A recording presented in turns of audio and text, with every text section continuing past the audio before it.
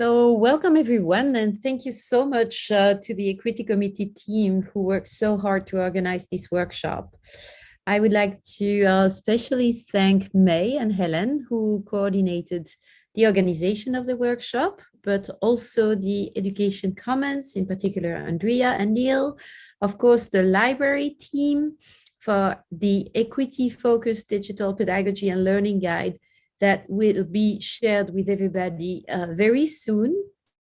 And each of the panelists of today's event who accepted our invitation to share their knowledge about it, particularly Pratik, Negar, Rebecca, Michaela, and Nazochi. I hope I'm not forgetting anyone of the health and wellness team for delivering the presentation. All members of the Student Life and Health and Wellness team from U of T, my student support program, and OISI Communications for helping us share the information about the event.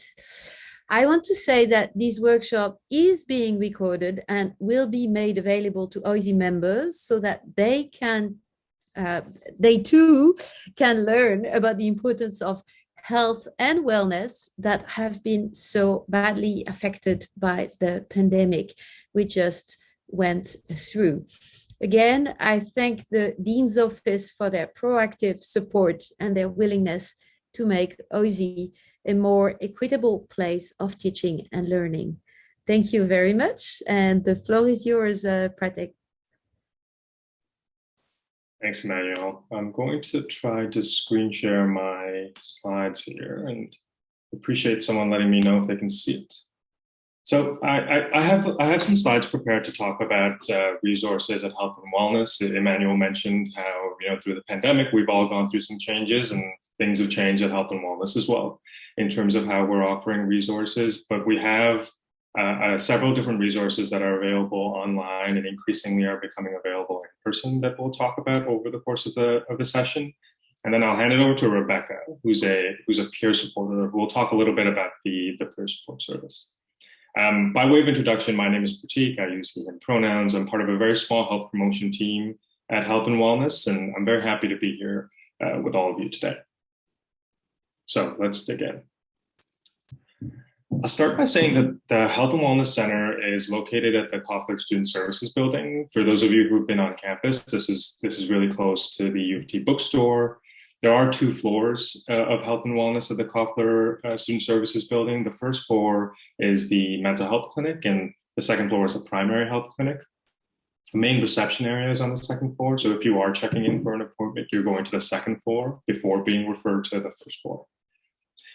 The hours of operation are Monday to Friday, 9 a.m. to 5 p.m. We do offer summer hours, and we do offer evening hours on Tuesdays and Wednesdays. On those evening hours, Tuesday and Wednesday, the Koffler Student Services Center, the Health and Wellness Center within it, are open by appointment only. So you do have to have an appointment during that time of 5 to 7 on Tuesdays and Wednesdays to access the Health and Wellness Center. Right now, most of our appointments are available by phone or online. There are a few exceptions where we're seeing folks in person, and we'll talk a little bit more about that later in the presentation. But primarily they're being done via Medio Health, which is our online video conferencing platform, or they're happening over the phone. Again, that's a case-by-case basis based on your needs. An important takeaway is that all of our services are covered by OHIP, UHIP, or if you're outside of Ontario, Provincial Healthcare Plan. If you're in Ontario, of course, we would bill directly to OHIP. We're a preferred provider for international students because we bill UHIP directly, and we don't ask international students to pay up front. And then if you're from another province, of course, we would bill that provincial healthcare plan directly. Emphasizing that programs and supports are available to all students, so whether you're part-time, full-time, graduate, undergraduate, domestic, or international. The exception to that are postdocs who are considered staff or faculty on campus, and so they have their own way of accessing services. If you are away from Ontario, so if you're a student who's not currently located in Ontario, there are limitations to what we can provide in the way of clinical services to you, and we encourage you to find a local healthcare provider.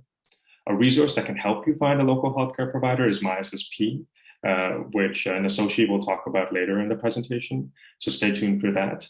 But there are limitations. I just want to share that there are limitations in terms of clinical services we can provide students who are located outside Ontario. If you're in Ontario, we can provide you the full suite of clinical supports, but if you're outside Ontario, there are limitations. In addition to MySSP, which is available to students regardless of location, it's 24/7. It's a mental health resource available in 144 different languages.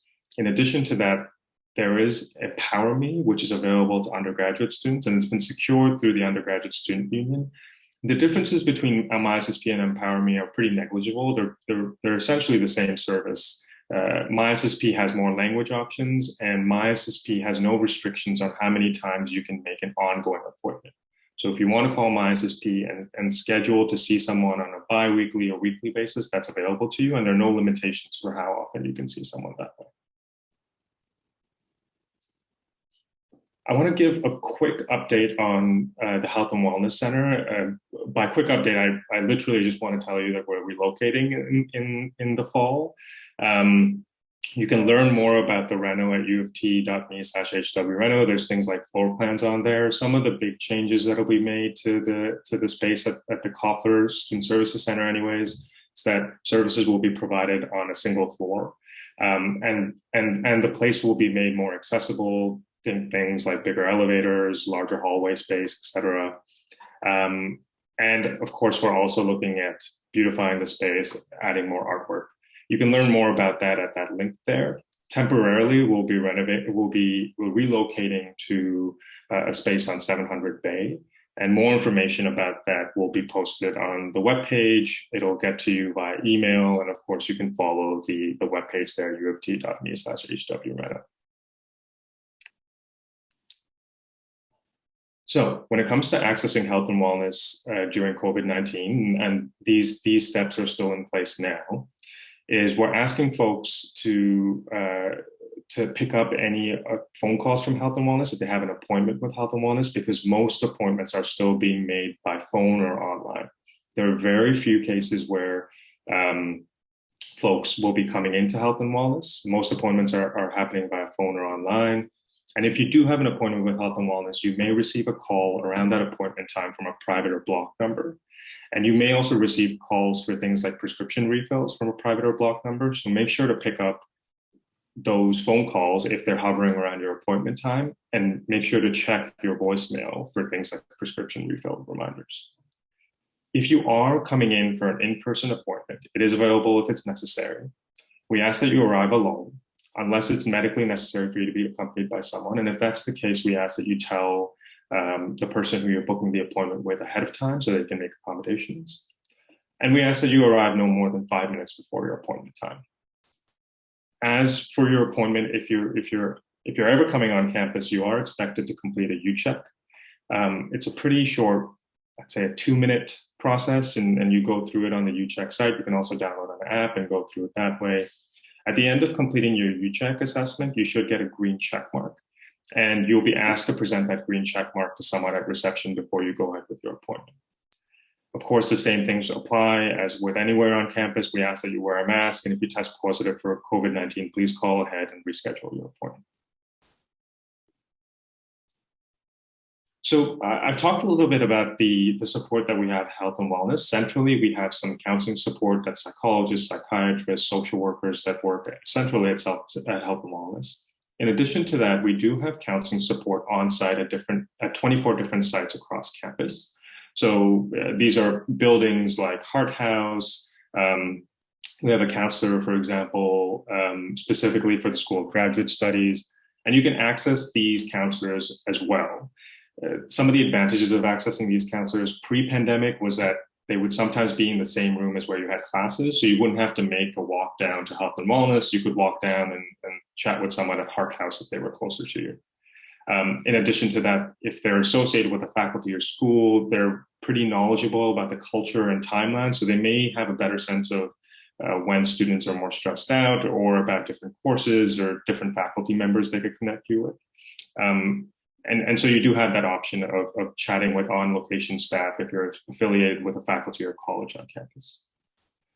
In addition to that, I'm going to talk a little bit about the one-at-a-time approach that we're taking now at Health and Wellness. Right now, you don't have to make an appointment to access counseling resources at Health and Wellness. You pick up the phone and you call the Health and Wellness sign. You hit the extension 5 to get connected with the mental health desk. And you can see a counselor right away if you want to. Some students prefer to have an appointment for the next day or the day after so that they can schedule it around things like classes. They have some time to prep for the appointment and some time to wind down afterwards. So you have that option. You're able to see a counselor right away, pick up the phone and call between our business hours of 9 to 5. Or you can make an appointment to see a counselor the next day or the day after, that sort of thing. But the idea being that you can speak to a counselor right away at Health and Wellness without the need to make an appointment. The approach is a one at a time approach, not a one and done approach. So we ask that you take one counseling appointment for now, go away from that and do some work based on what happened in your appointment. And then you can come back for as many appointments as you'd like. It may not be with the same person each time, but you can get a support every time you need.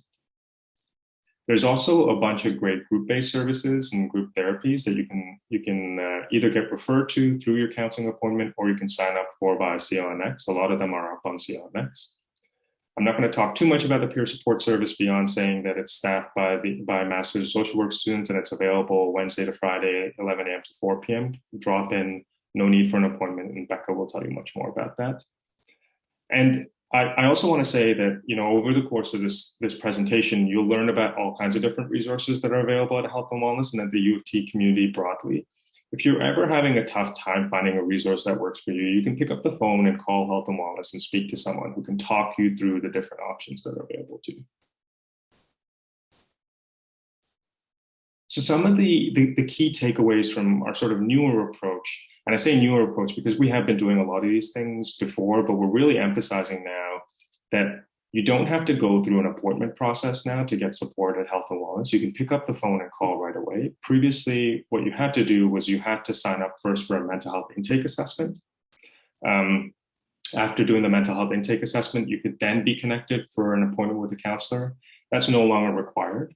You can pick up the phone and connect with a counselor right away without having to do a mental health intake assessment. There are some exceptions to that, but based on your situation, for most students, you can chat immediately with a counselor if you need that support. The approach, again, is a one at a time mindset, so not one and done. The idea is we'll talk about top of mind concerns, look at strengths and commendations, and then there is an invitation to follow up and chat further with another counselor if you need that support. I'll talk very quickly about some of the open access resources. Open access in this context is you don't have to make an appointment ahead of time to connect with the resources. They're available for you on a drop-in basis whenever you need them. Peer support is an example. It's open 11 a.m. to 4 p.m. Wednesday to Friday. You just have to click a link, complete a short confidentiality agreement, and get connected with a peer supporter. One at a time counseling. Again, that's the counseling support I've been talking about. You can call the phone line, hit extension 5. There's no need for an appointment, and you can chat with a counselor right away. Myssp, Good to Talk, Empower Me are on all phone lines that you can access. And again, you don't need to make an appointment for that. That's immediate real-time support for when you need it. I'll also say, and Associate will talk a little bit more about this, that through Myssp, you can make ongoing appointments. So you can see a counselor on a regular basis if that's what you need through Myssp. Again, it would be the same process. You pick up the phone and you call. You can also access Myssp through an online portal that'll be dropped in the chat. The link will be dropped in the chat. Previously, we did offer in-person appointments through Myssp. We don't offer that anymore. We discontinued that through the pandemic. The other open access resource is workshops. So for most workshops at Health and Wellness, you don't need a referral from a clinician. You can sign up for those workshops directly on CLNX. So if you pull up CLNX and you go to the Health and Wellness calendar, you'll see a bunch of workshops for the month of March, for example, and then into April. You can sign up for those workshops right away without having to go and get a referral from a clinician. I've been talking a lot about mental health resources. This slide is really just to say that there's a bunch of other resources also you could access at Health and Wellness. We offer allergy care, hormone replacement therapy, TB testing, a suite of immunizations specifically for students who are doing placements that require those immunizations, and forms if you need it, birth control, etc. So for all those resources, you could access those through Health and Wellness, and again, they're free of charge for you. We bill OHIP directly if you're in Ontario. I'll say a quick note about if you are feeling unwell and need some time off academically. The university has suspended the need for doctor's notes or medical certificates. That's university broadly. But there are exceptions based on which faculty or college or school you're associated with. So I would check with your registrar's office to make sure. But broadly, what we're suggesting is that you don't come to Health and Wellness to receive a medical certificate or a doctor's note. You just log this directly on Acorn. And this is for anything that's illness related. It requires you to take an academic leave of absence for a period of time. So the way you do this is you log into Acorn, you click profile and settings, you click absence declaration, and you submit a form. Every time you do this, for every day that you're inactive academically as a result of health reasons, you can get a PDF for every single day you do it, and you could also retroactively go in and self-declare on Acorn. So let's say it's Friday now, and you've been sick since Wednesday. You can go in and retroactively say that you missed time as a result of being unwell on Wednesday and Thursday, and you can get a PDF to record all of that inactivity. Again, please contact your instructors and registrar's office to update them and make sure you're following the right processes. But this is what we're suggesting if you do need a record for academic inactivity as a result of feeling unwell. For everyone who's coming on campus, we're asking folks to complete UCheck. It's a very quick assessment. It takes about 2 minutes. Basic questions about exposure or symptoms related to COVID-19. And you can learn more about it at utoronto.ca/utogether/UCheck. I'll say something very quickly about Navi. Navi is a mental health wayfinder. It doesn't diagnose mental illnesses, and it certainly doesn't provide tailored resources. But what it does do is it provides a suite of options that could work for you based on what you tell Navi you're going through. So it asks some prompting questions about which campus you're affiliated with, whether you're an undergraduate, graduate student, that sort of thing, and then asks you more questions about what you're struggling with and suggests resources based on your responses to those questions. You can play around with Navi at uft.me/Navi, and it uses IBM's Watson technology and machine learning to get better at responses. So the more you use Navi, the better it'll become at suggesting resources. Myssp is another resource you can access 24/7. You can download the app, or you can call 1-844-451-9700. Of course, the website is uft.me/myssp, and you can access the web browser through that web page. I'll mention IAR. It's a online 20 to 30 minute module-based training that you go through. It's a mental health training that helps you identify mental health struggle among your peers, assist them in the short term, and then refer them to resources on and off campus. After you finish the IAR training, you do become eligible for the IAR Plus training. So that's a training for folks who've done the IAR training and want to get a sense of how the IAR concepts would work through role plays and case scenarios and ask questions. So the first step would be completing 30-minute online training, and then you could sign up for an hour and a half to 2-hour IAR Plus training. At the end of completing the IAR online training, you do get a certificate emailed to you, and you could use that on things like CVs and resumes. There's a whole suite of workshops that we offer through Health and Wellness. I won't go through all of them, but some really neat workshops are 5 Ways to Wellbeing. It's a resilience-based workshop that talks about 5 actionable ways that you can promote your mental and physical health. You can sign up for that generally through CLNX, and you can also email health.promotion@utoronto.ca if you want to get a workshop requested for a student group or a staff group. In addition to that, building positive mental health during COVID-19, that was something we were offering throughout the pandemic. It's an interactive workshop where you can learn coping skills in a group-based setting. I've talked about IAR Plus. I'll say that Living Work Start is another mental health training.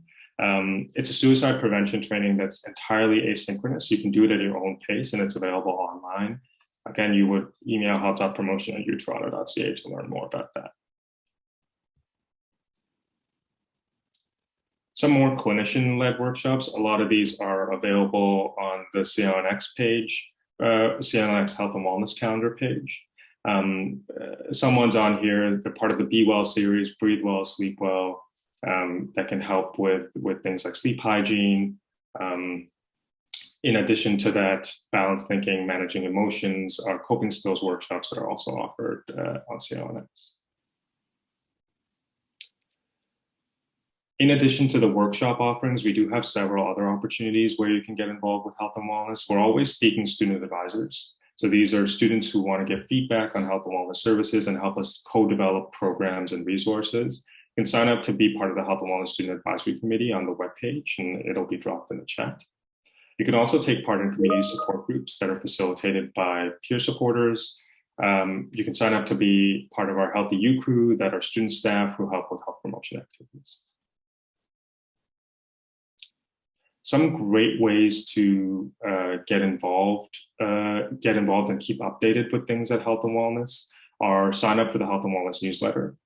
The link is there. I'm going to try to find a way to put it in the chat after I'm done talking. Really, it's a very easy way to stay informed on the latest offerings out of health and wellness, and the newsletter comes to you on a monthly to bi-weekly basis. In addition to that, I don't know how many folks are on Facebook anymore, but you can sign up to be part of a closed Facebook group. That's the UTSG Health and Wellness Health Promotion Facebook group. Again, lots of content on there related to promoting mental and physical health, and also a lot of shout outs to useful resources that are timely. So I'll end there and pass it on to Rebecca, just to say that if you have any questions, of course, we'll take them at the end of our talk, but you can also email health.promotion@utoronto.ca and info.hwc@utoronto.ca if you have any specific questions that are related to your circumstances. I'd encourage you also to call 416-978-8030 if you want to register as a new patient in Health and Wellness. So I'll end there and I'll pass it on to Rebecca. Thank you. Okay, so hello everybody. My name is Becca. I use she, her pronouns, and I am one of the health and wellness peer supporters.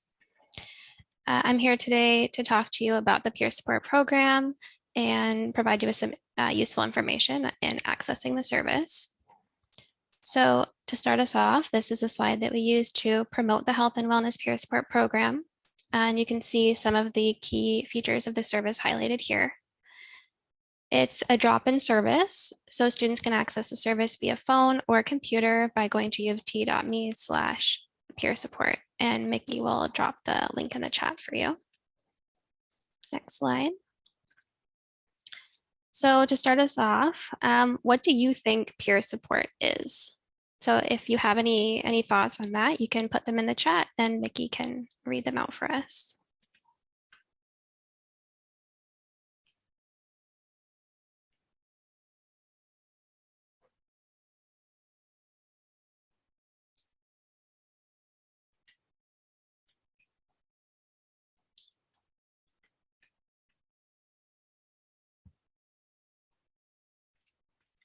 Just waiting for some responses to roll through. Feel free to just write in the chat.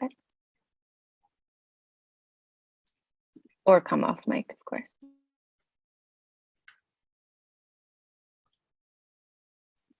So we got one response saying support from fellow students. Definitely part of it, yeah.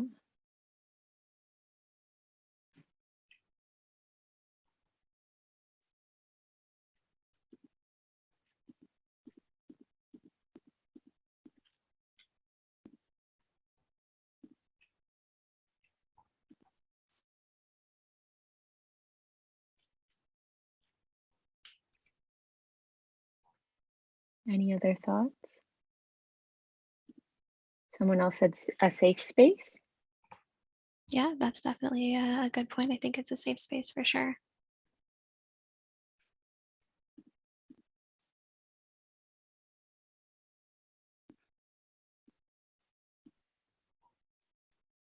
Okay, so I'll continue on. I think that those are both some really great great definitions.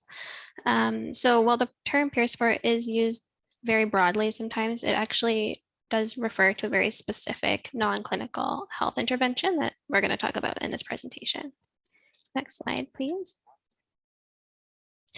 So the basis of any peer support therapeutic relationship is a shared identity. And so like the students that come to see us, we are all students. But more than that, we bring a skill set and we have gone through training to support students as well.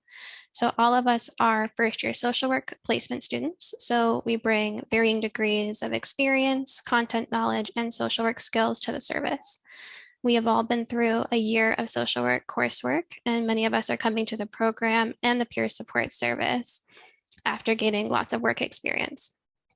Many of us have experience working directly with clients. Myself, for example, I worked for 5 years with adolescents and young adults with disabilities before I started this program. And in addition to this experience and knowledge, peer supporters complete a total of 60 hours of training before we start offering support. Generally, our trainings either introduce us to resources on or off campus so that we can refer students to them, for example, academic success, or they might equip us with skills to provide immediate emotional support, for example, motivational interviewing. A lot of times our trainings do both. So for example, when the Anti-Racism and Cultural Diversity Office came in to speak with us, they talked to us about ARCTO resources, but they also led us in a conversation about what anti-oppressive practice could look like in the peer support space. We also regularly role play client interactions, and then we receive feedback from experts. A part of our training also introduced us to peer support policy and protocols for risk and referrals. So we follow a very strict risk protocol to respond to situations of immediate concern, and we go through numerous considerations when we make referrals to clinical or non-clinical resources. One of the key features of the peer support service is that we do have access to ongoing supervision during peer support hours. This means that whenever we are faced with an immediate safety concern, we connect with a licensed clinician who can support us. And we also have regular debriefs with our field supervisor to ensure that we are continuing to learn and do the best we can for the students that we are seeing. Our field supervisor's name is Janany, and she is a registered social worker with years of clinical experience. And our program supervisor is Pratik, who you just heard from a moment ago. Next slide, please. So what is peer support exactly?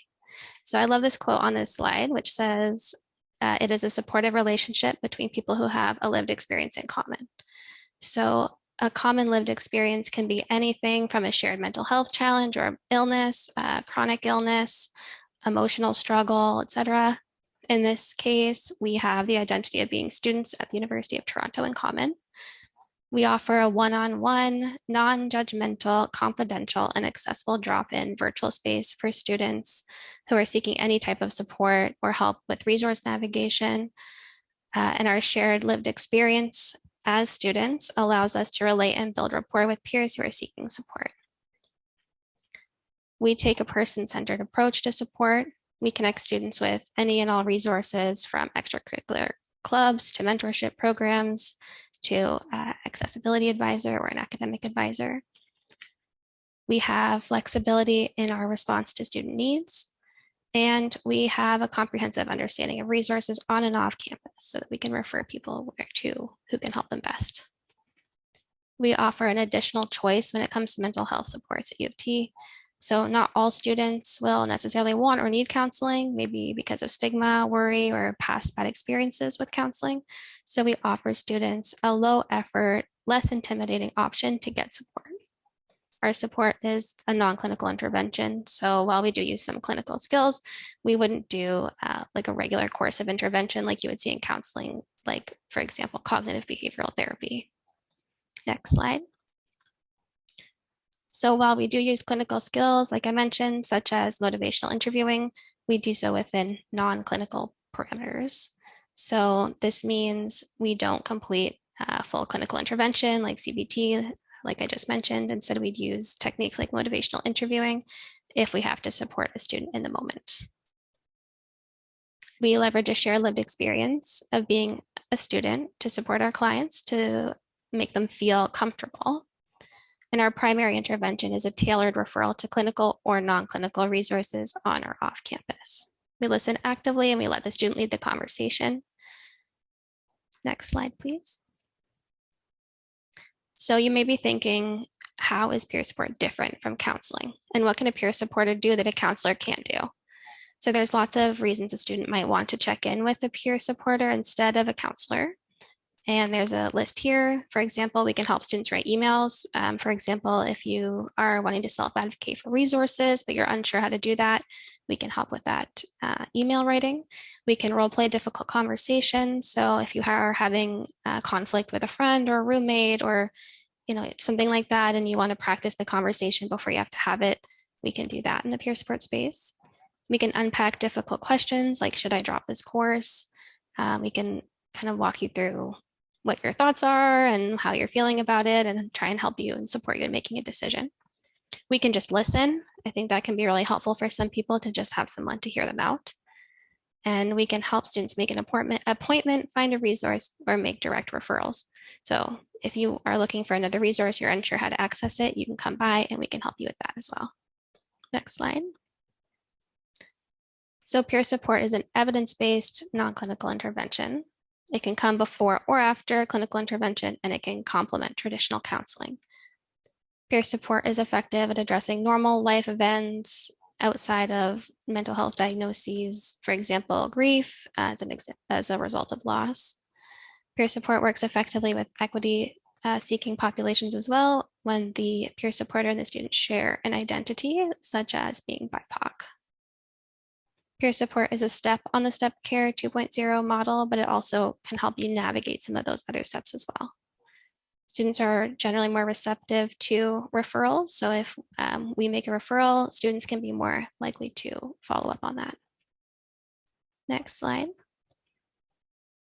So peer support is the third step in the Step Care 2.0 model. And we can also help orient students to other steps, both higher and lower on this model. So if you are, for example, looking for more traditional counseling and you come by, we can help you get connected with that. Peer support is an entryway into this model. Next slide. So there's 3 peer support pillars that are listed here. There's immediate emotional support, referrals to a wide range of resources, and connection to urgent and emergency resources, if and when that is needed. Next slide. There are some limitations to peer support that are listed here. For example, we don't have answers, but we can listen and we can help students understand the nature of their problem. We can also use motivational interviewing techniques to understand their needs and motivations. And when we don't have any answers, we can help students find them by referring them to other resources. We never advise or give advice. We're not experts, but we can help unpack the problem and help students find experts who can help if they need that.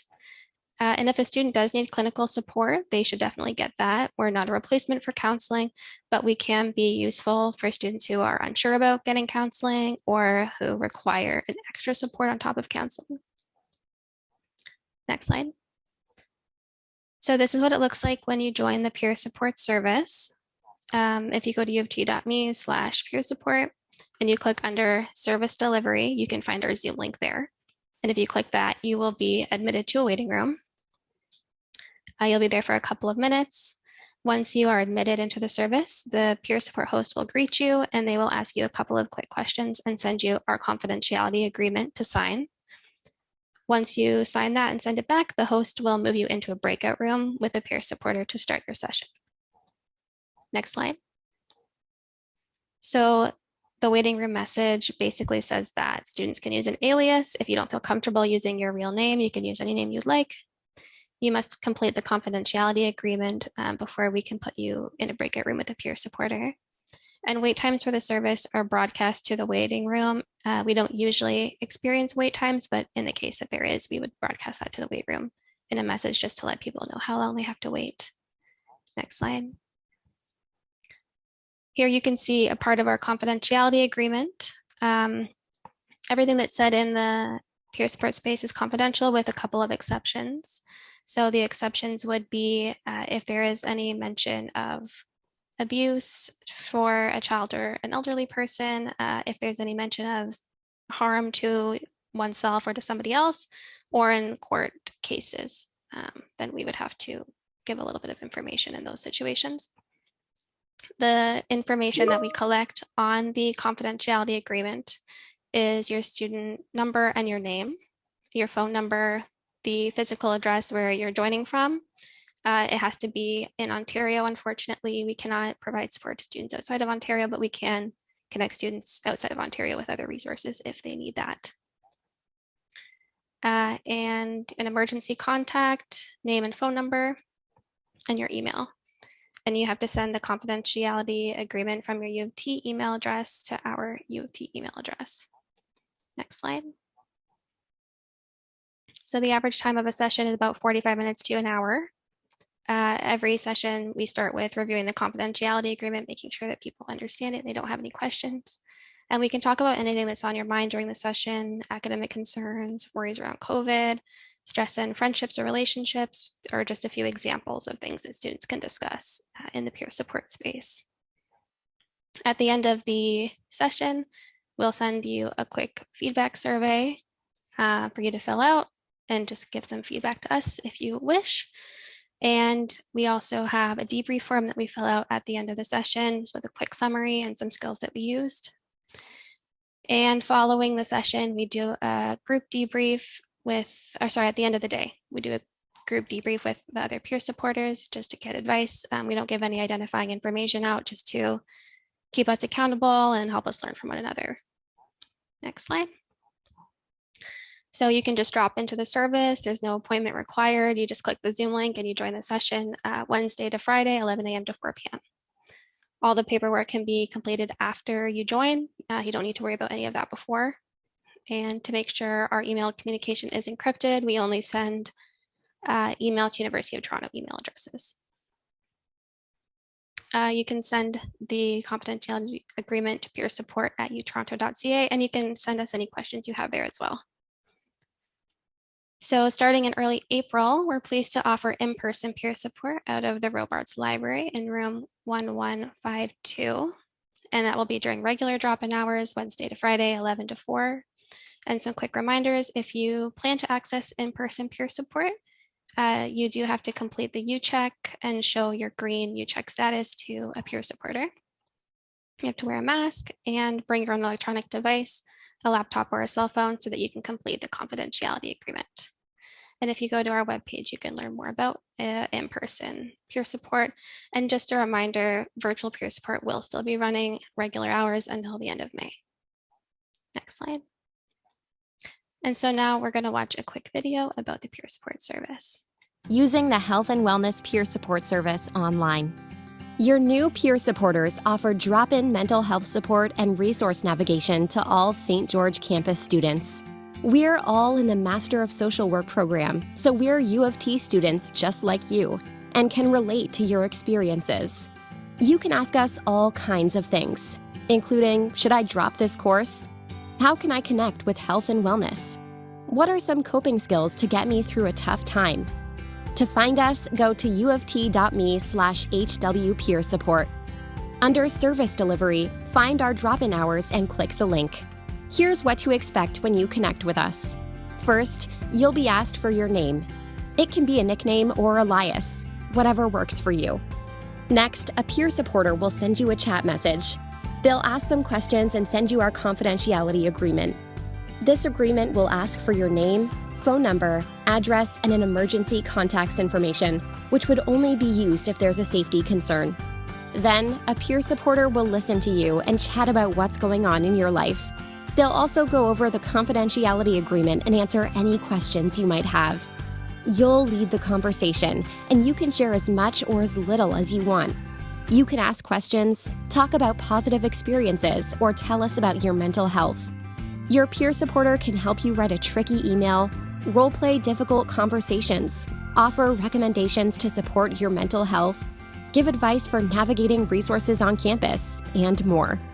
Most students chat for about 45 minutes to an hour, and you can come back to peer supporters as often as you'd like during our drop-in hours. At the end of the session, we'll send you a feedback survey so we can make sure we're offering the service you need. Like you, we're adjusting to virtual university life, and we want to know how we can be here for you. The health and wellness peer supporters are in your corner. Go to uft.me/HW peer support. See you soon.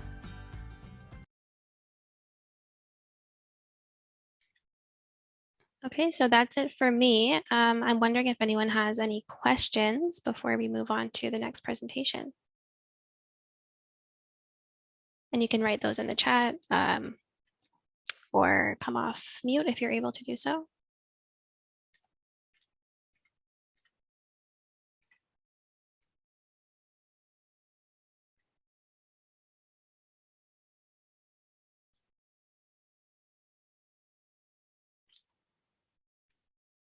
I just wanted to address a question that was in the chat around the one at a time counseling. And I'll just hand it over to Pratik because I know the question was about some of how the program has changed, and he's got all that info. Sorry, what was the question, Nikki? Yes, sorry.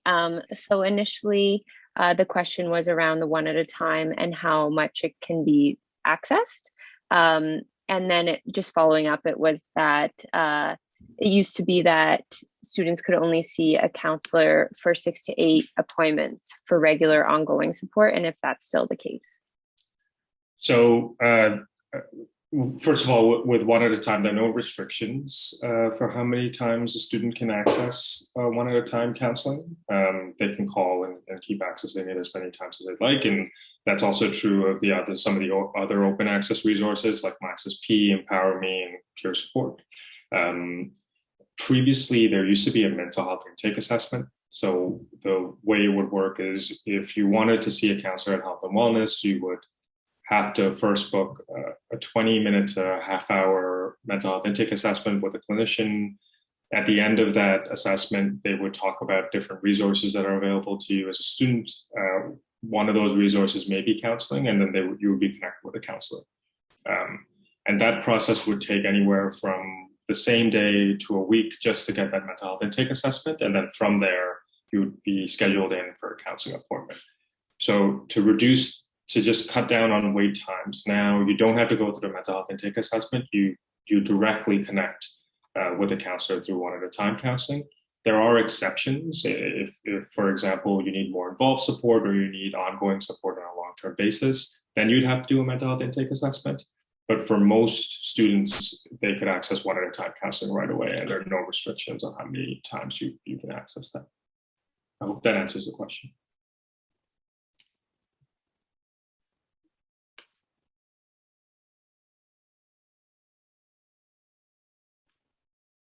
I'm just looking through the chat to see if there's anything else, and it looks like you've answered all the other questions, Mickey.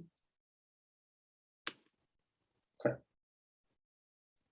So we'll keep an eye out on it, but maybe for the sake of time, I'll hand it over to Nasochi so she can go through the Myssp talk.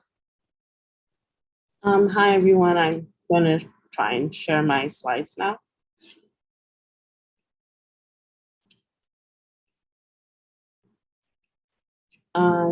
I hope everyone can see. Yep, we can see that. Oh, sorry, just hold on. Okay. So, hi, everyone. My name is Nasochi, and I am a Myssp campus ambassador. And in this presentation, I will tell you more about the Myssp mental health resource. So Myssp by the Keep Me Safe program is a free confidential support that provides support at any school health or general life concerns in multiple languages and cultures.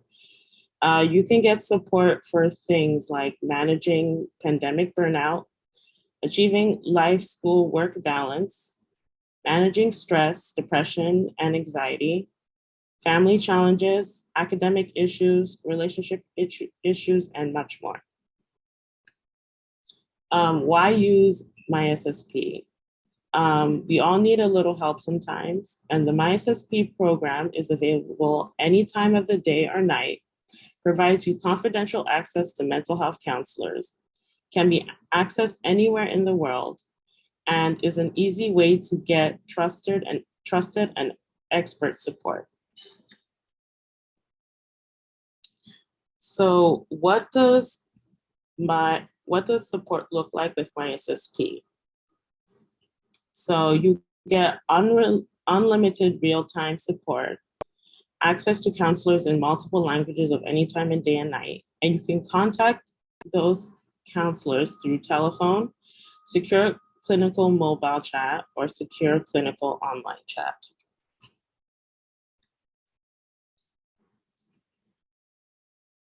Short-term appointment support.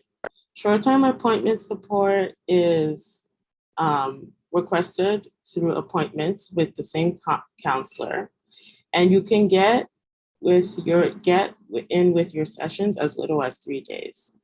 You can schedule your appointments through telephone, video conference, or in person, but your in-person sessions are subject to the availability in your location. So finding community resources. You can ask to speak to a family support service, which is FFS, to help you find resources in your community. Our FSS team can assist you in finding services like mental health services, childcare services, shelters, and substance abuse programs. You can also explore hundreds of self-directed resources. The free MySSP app gives access to hundreds of health and wellness being articles and videos. You can complete mental health assessments, and you can sign up for virtual fitness plans and video on demands by Lyft. The MySSP content and services are also available in 5 languages: English, French, Mandarin, Cantonese, and Spanish. Language and cultural support. So there is language and cultural support with the Myssp app. You can get matched with a counselor that meets your cultural needs. So you can have access to counselors in Mandarin, Cantonese, Spanish, English, and French any time of the day or night, no matter how you connect. All you have to do is call MySSP by Keep Me Safe to get matched with a native speaking counselor in over 60 languages who understands your culture. Accessing the MySSP outside of Canada. So what you would need to do, you would need to call MySSP from anywhere in the world by dialing this number on the screen. For option 1, if you live outside of Canada, you can make an international call, but just make sure you tell the intake counselor that you are calling internationally so that they can call you back so that you are not incurring expensive phone charges. Option 2 is you can collect a call or a reverse charge. Please follow the specific calling instructions in your country. And option 3, you can call via Wi-Fi connection.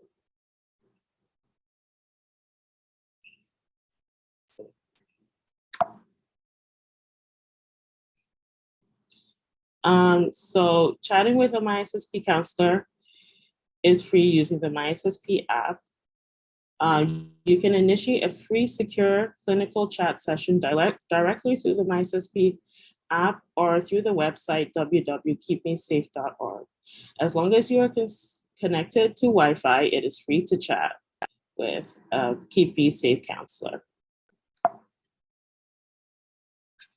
Privacy and confidentiality. Confidential support when you need it most.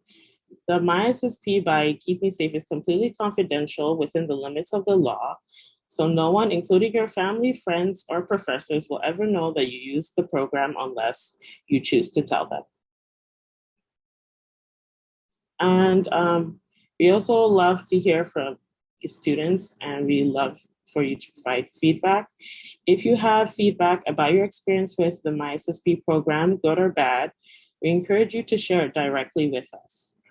These are the ways you can provide feedback. You can call and indicate you want to provide feedback or complaint at the number on the screen, or you can submit a feedback or complaint online via the Myssp app or the www.keepmesafe.org. And follow us on social media, and you can keep in touch with us through Instagram, Facebook, and Twitter. And this is the Myssp ambassador team.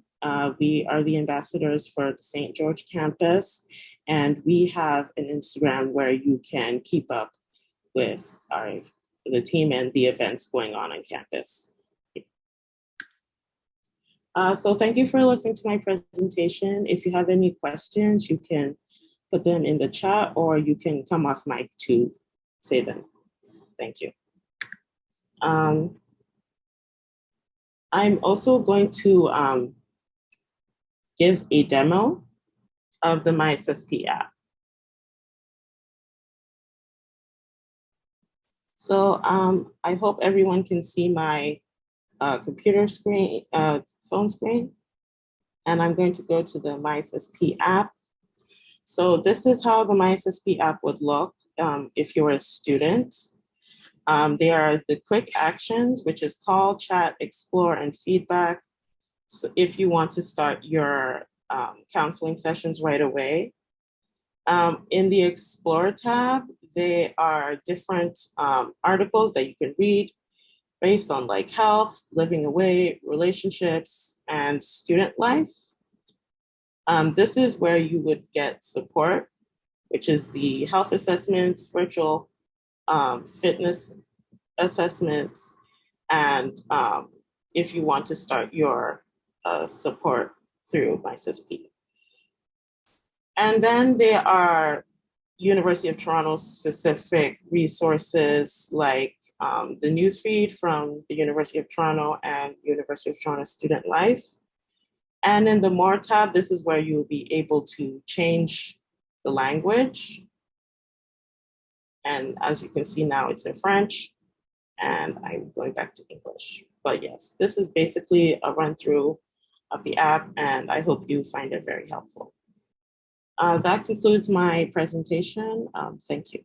So I see there's another question in the chat, but Mickey's responded to it. I don't see anything else coming in. Folks are welcome to raise their hand if they'd like to come off mic and ask a question, or ask it in the Q&A section.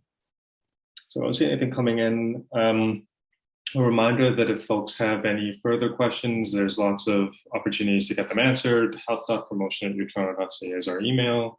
The health promotion team, peer support@utoronto.ca is the peer support email. Hopefully those are fairly easy to remember. May, Emmanuel, can I pass it on to you to close the session?